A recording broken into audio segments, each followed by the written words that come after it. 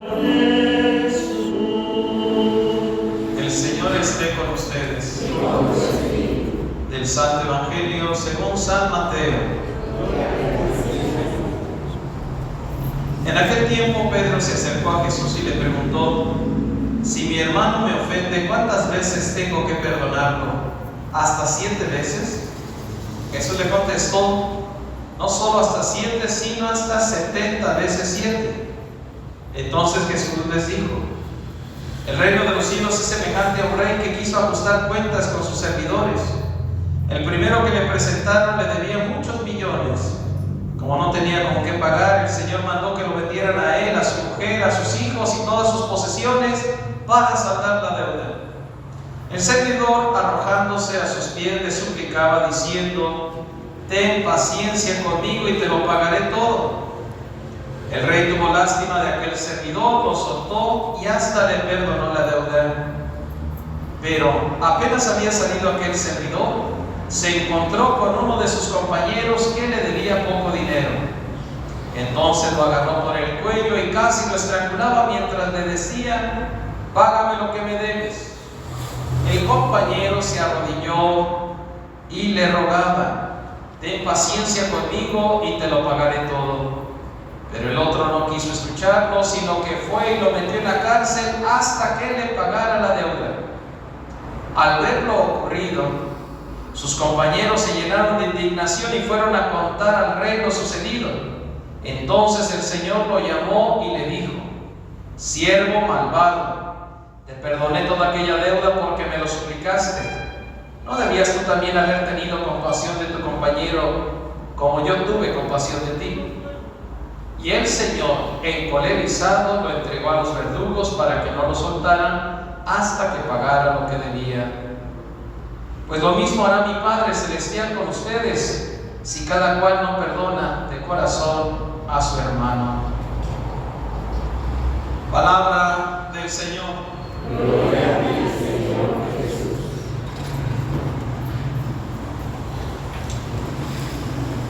En 1926 se promulga la ley Calles, con la cual se quiere dominar a la Iglesia y dominar también la práctica cristiana de todos los miembros de la Iglesia. Así como el gobierno se expropió, se apropió y, por qué no decir, robó los bienes de la Iglesia, con pretexto, como hoy también escuchamos, por ser bienes del pueblo, aunque el pueblo había decidido que fuera de la Iglesia. También quiso apropiarse de la Iglesia misma, rompiendo la comunión con Roma y el gobierno decidiendo cómo debería activarse la Iglesia, cómo deberían ser los sacerdotes, cómo deberían realizarse las celebraciones, etc. Prohibiendo el culto público porque no tenía nada que hacer afuera de los templos. Ante esa ley injusta, inhumana y arbitraria y autoritaria, los obispos decidieron cerrar los templos como signo claro de protesta. Y todos aquellos que no estuvieran, los sacerdotes, sujetos, inscritos en la lista del gobierno, no podían tampoco celebrar. Pero los que estuvieran inscritos en esa lista estarían aceptando la autoridad del gobierno por encima de la autoridad de la Iglesia misma. Por eso, los sacerdotes católicos no firmaron ese decreto. Y aquellos sacerdotes que sin firmar ese decreto, sin firmar esa lista, quisieran prestar algún servicio a los fieles, caerían fuera de la ley, serían perseguidos, serían esclavizados, serían encarcelados, pero incluso fueron también asesinados. De ahí hubo una respuesta enorme en todo México, de diversa manera, respuesta que se conoció como la respuesta cristera. Hubo una respuesta bélica, las armas, donde laicos como ustedes se levantaron en defensa de la fe a través de las armas, porque el gobierno utilizó utilizó las armas para reprimir a los cristianos. Por lo tanto, estos cristeros entendían que era una respuesta, una justa defensa de la fe. Y en esa respuesta bélica hubo también algunos religiosos e incluso sacerdotes, aunque tenían prohibido, como lo tenemos todavía, el hecho de tomar armas. Pero no fue la única respuesta, que a veces es la que más se presenta. Hubo muchas otras iniciativas que el obispo, nuestro obispo, don Víctor Alejandro, nos recordó el domingo que se celebró el 5º Congreso Mariano, allí en la Nueva Catedral. Hubo muchas asociaciones cristianas católicas que surgieron en México en defensa de la fe, para formar en la fe, para proclamarse en contra de la ley injusta, o incluso también iniciativas de asociaciones laicales para presionar al gobierno juntando firmas. Pero cuando el gobierno es ciego, cuando el gobierno es sordo a voluntad, no le interesan las firmas, como también hemos visto en el tiempo presente, que decían que si juntábamos 100,000 o más firmas, harían lo que el pueblo dijera, y vimos que no es cierto. Eso ya sucedió también en la persecución cristera de esa década. Hubo firmas suficientes. Si ahorita somos casi el 80% de católicos, en aquel tiempo éramos mucho más, éramos el 90 o más. El gobierno no sabía eso, no le interesaba eso, porque no gobernaba para el pueblo. Quería apropiarse del pueblo manipulándolo, ya que el pueblo lo había elegido supuestamente de forma democrática. Pero una vez que llegaron al poder, se hicieron tiranos del pueblo. Y dentro de esas respuestas, con todo dolor, pero no nos extraña, porque así es la historia de la salvación, pues hubo personas que no se mantuvieron fieles. Esa gran mayoría estaban en el ejército y que obedecieron ciegamente a una ley injusta. Por eso es importante la conciencia, porque no importa lo que mande la ley, si va en contra de lo que es justo, la ley no obliga a nadie, porque deja de ser ley, porque va en contra de la justicia, que es lo que defiende la ley. Toda esa banda de políticos, algunos por convicción atacaban a la iglesia, a los cristianos, y muchos otros lo hacían solo por conveniencia, como Herodes, que le gustaba oír a San Juan Bautista, pero no hacía lo que él indicaba, porque le gustaba el placer, porque le gustaba el pecado. Pues también en esa época, en el gobierno, hubo muchas autoridades, hubo muchos que en el gobierno tal vez no tenían la convicción de atacar a la iglesia, pero seguían por conveniencia, por no perder el puesto, por no perder el dinero, por no perder los privilegios, o por cobardía, como sigue sucediendo hoy, que vemos una carencia tremenda de convicciones realmente políticas, sociales, cívicas, y más bien son gente que brinca de un lado para otro. Por eso se les llaman chapulines, porque solamente buscan el hueso del puesto, de la autoridad, del dinero, aunque vendan su alma. Pues junto con estos hombres y mujeres traicioneros, pues hubo también dentro de la misma iglesia traición. Hubo sacerdotes que por cobardía, por debilidad o por maldad, solo Dios sabe, a nosotros no nos toca juzgar, firmaron y se unieron al gobierno para no perder la vida, para tener privilegios, para tener ventajas. Y de ahí surge lo que se conoció como la Iglesia Católica Mexicana, que en realidad de católica no tiene nada. Todavía hay vestigios de algunos miembros de esa secta o facción que se quiso formar para hacer una iglesia nacional, que asumen los ritos católicos, pero que no son católicos y que no son válidos esos ritos. Pero dentro también de todo este ambiente, una gran mayoría de fe infidelidad por parte de los cristianos católicos, laicos, sacerdotes y religiosos. Familias cristianas que se mantuvieron firmes en su fe e hicieron todo lo que tuvieron a su alcance para formarse, para vivir su relación con Dios, para transmitir la fe en la sociedad, en la comunidad, de una manera u otra. Familias que cuidaron templos, protegieron imágenes, familias que buscaron la forma de que no se profanaran las cosas santas, gracias a las cuales después se pudieron recuperar muchas cosas cuando ya la paz regresó al país. Familias que ayudaban a sacerdotes o religiosas clandestinamente para que ellos pudieran realizar su ministerio, su servicio, o para que no fueran atrapados, encarcelados o asesinados. Una gran cantidad de fieles cristianos católicos viviendo su fe a una costa del peligro, del riesgo que eso significaba. Y ya mencioné, también hubo sacerdotes y religiosos o religiosas que a pesar de los riesgos se mantuvieron firmes en el apoyo, en el servicio a su comunidad, aun poniendo en riesgo su propia vida, como fue el caso del Padre Nieves o de José Trinidad, que tenemos también su reliquia junto con los otros mártires de San Joaquín. Los sacerdotes que se mantuvieron fieles, firmes y como buenos pastores siguieron dando ese alimento espiritual a sus fieles, pues buscaron muchas maneras de hacerlo. Algunos se disfrazaban, otros se escondían, otros prestaban el servicio de una manera clandestina en algunas casas, otros buscaban cómo atender enfermos o hacer los bautismos, etcétera, de una manera eficaz, pero protegidos.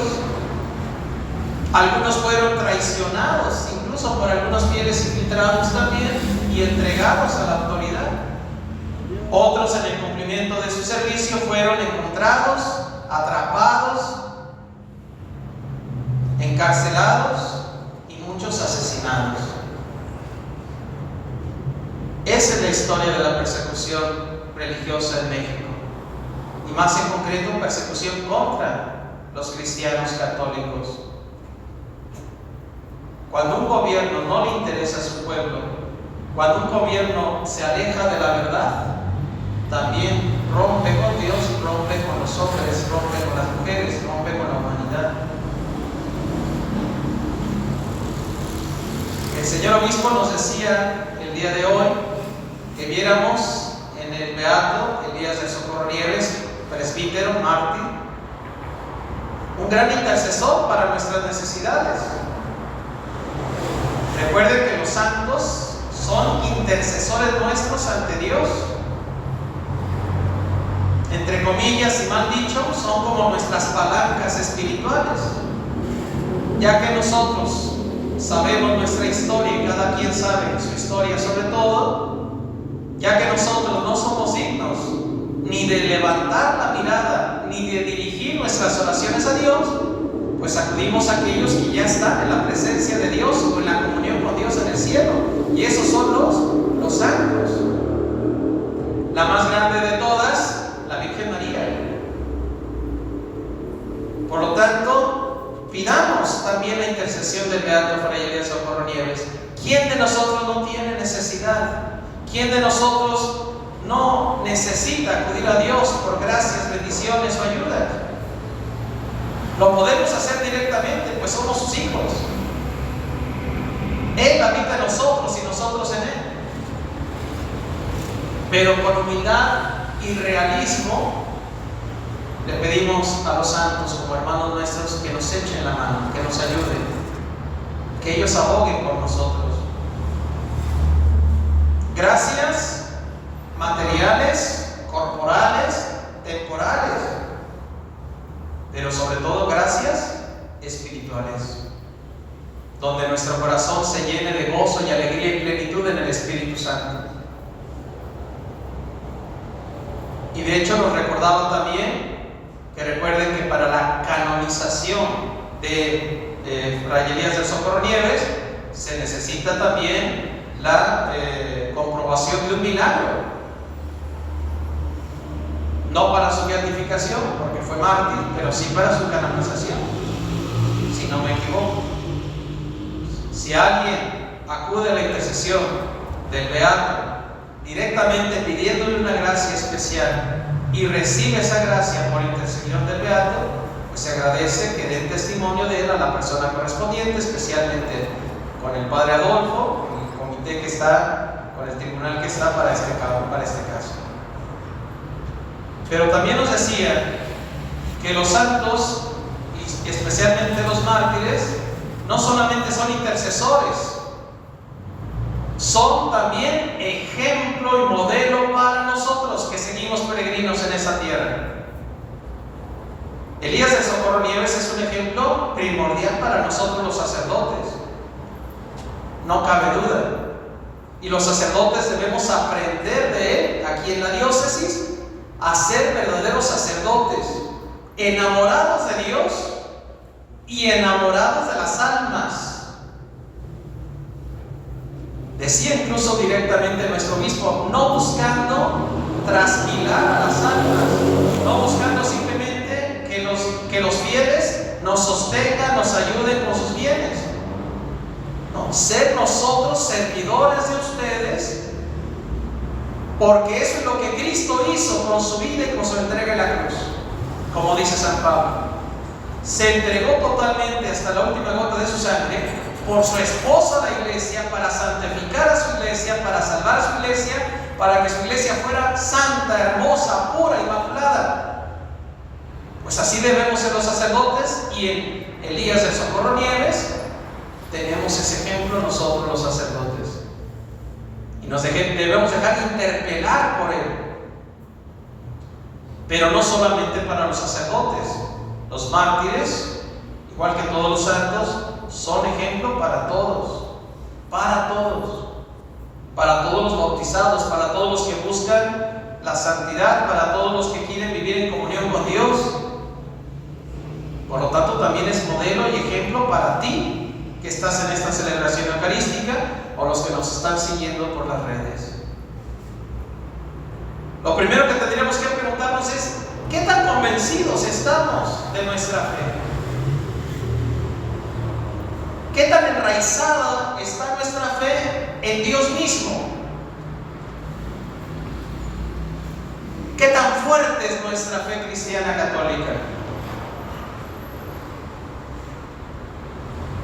El Padre Nieves, como se le conoce comúnmente, hizo lo que hizo, y lo recordaba también nuestro obispo, no por ideología, no por política, no por llevar la contraria, lo hizo por amor a Dios y a las almas.